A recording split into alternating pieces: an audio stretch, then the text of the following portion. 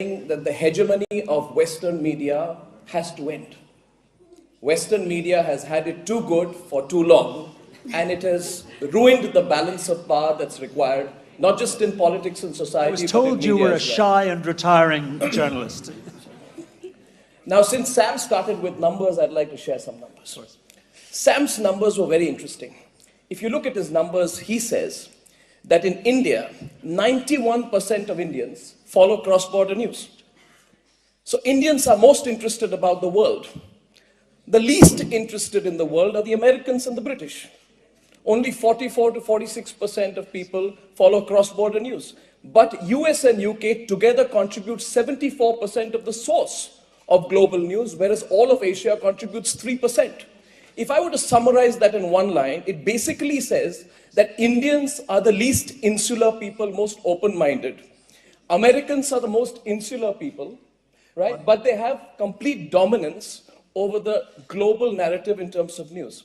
I'll share a couple of other numbers with that. I have said recently that India will be the next media capital of the world.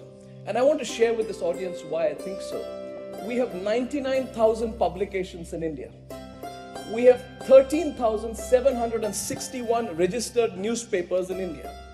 We have 404 news channels in India which run 24/7, and we don't have one single global news network. Now, if I look at Sam's figures and the figures that I'm presenting to you, and begin with an assumption, and I'll wrap up, begin with an assumption that there is a problem in the world in terms of balance. It is from countries like India, which speak English, which are democracies, where the challenge to the global news hegemony is about to come. And I just think it's so necessary from a balancing of power perspective. The Americans are very concerned about the entry of Russia into the Middle East.